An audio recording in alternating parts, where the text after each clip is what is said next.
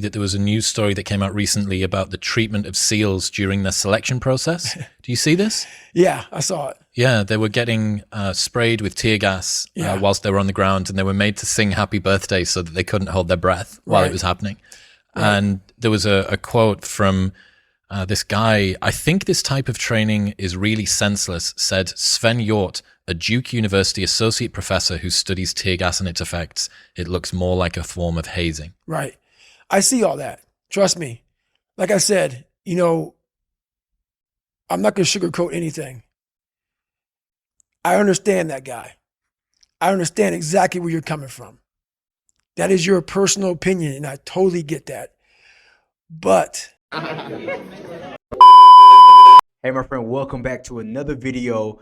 If you're new to my channel, hit the subscribe button, turn on post notifications so that way you get notified whenever I post a new video. Today's reaction is going to be to David Goggins saying that the SEALs have gotten a little bit too soft, or the process that some might call to become a Navy SEAL is starting to get watered down. So I want to get your thoughts and your feedback. So leave a comment down below. But yeah, let's go ahead and jump right on into it. Speaking of getting too soft, did you see that there was a news story that came out recently about the treatment of SEALs during their selection process? Do you see this? Yeah, I saw it. Yeah, they were getting sprayed with tear gas whilst they were on the ground, and they were made to sing happy birthday so that they couldn't hold their breath while it was happening. Right. And there was a quote from this guy. I think this type of training is really senseless, said Sven Hjort, a Duke University associate professor who studies tear gas and its effects. It looks more like a form of hazing. Right. I see all that. Trust me.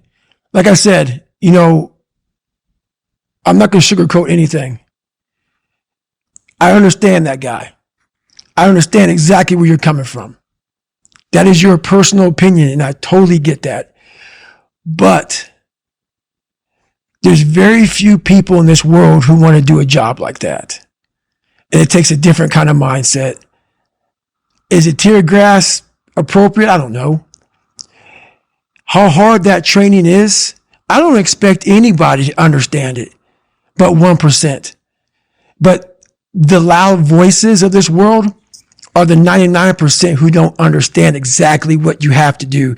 That's why when I speak and you don't understand me, it's probably a good thing. I mean, what he's saying is true. I mean, the same thing goes for people who, maybe not, Navy SEALs or Army Rangers or, like SARS or, any type of special forces, But same thing goes for being in the military. You're going to tell me what it's like to be out to sea or be on deployment or be in Iraq or be in Afghanistan for, I don't know, 7, 8, 9, 10 months at a time, and you expect me to come back to, civilian life and it to be normal, and it for me to just adjust or readjust?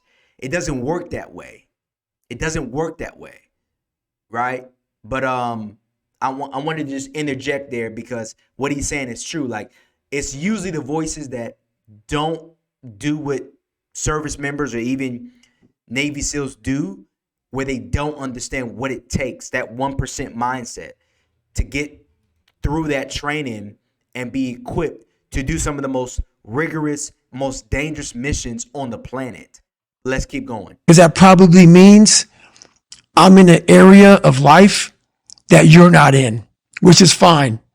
That's why I don't judge people. And this guy right here judging that, unless you've been there and done that, and you really can't speak about it unless you're in those situations that are so hard that it takes a special human being to get through them.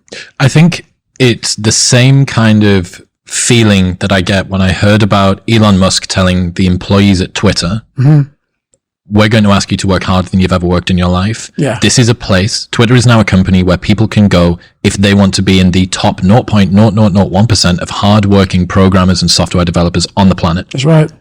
And everybody was up in arms. This is unbelievable. We're going back to this old version of capitalism where the worker is being abused and used and thrown away.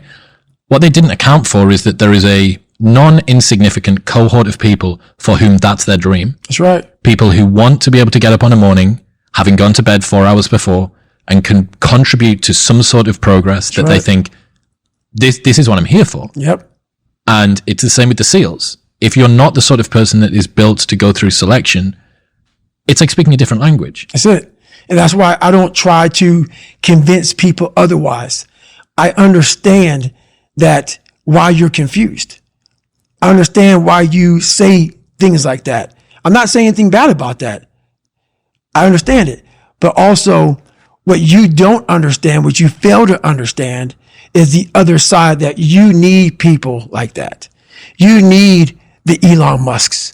You need the David Goggins. You need some of these Navy SEALs, some of these other people. You need those people.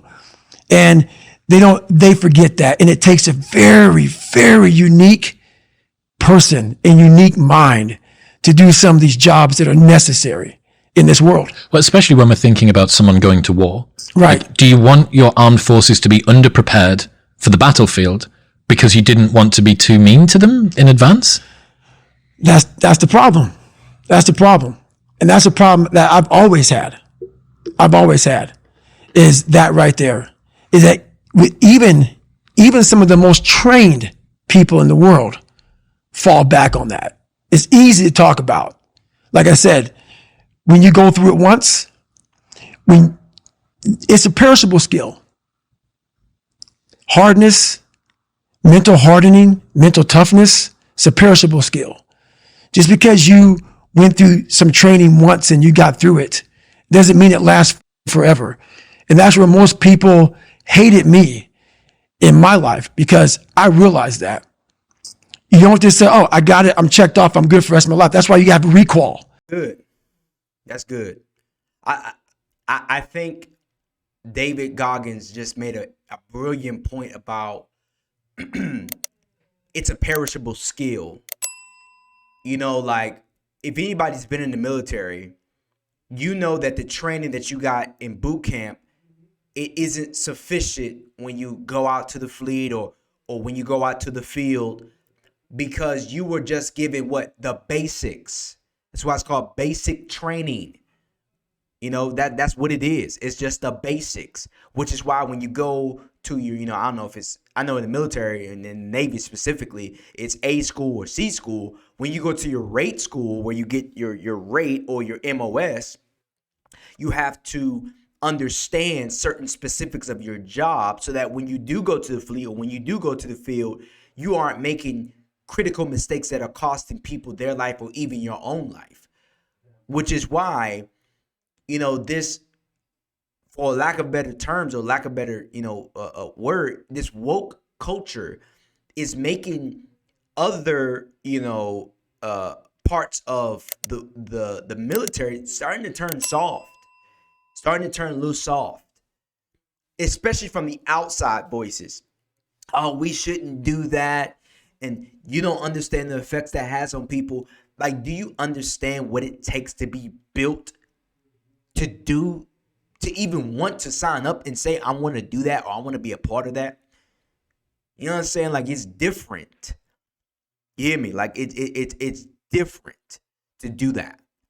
And, I want to get your thoughts on this. What do you think? Do you agree with David Goggins saying, like, it takes a different type of person to be the 1% that say, you know what, I'm going to go out and I'm going to sign up, or I'm going to enlist in the military. And then when I do enlist, I'm not just going to be the 1%. I'm going to be the 1% of the 1%. I'm going to go I'm go and become a Navy SEAL, or I'm going to go out and become an Army Ranger, or I'm going to do Sea, Air, and Rescue. I'm going to become a SARC. Like that is the 1% of the 1%. Do you agree with David Goggins on his assessment of what he thinks is best for the SEALs, or do you disagree? And if so, I would love to hear your thoughts down below. But that concludes the end of this video. If you made it to the end, I'm so grateful that you did.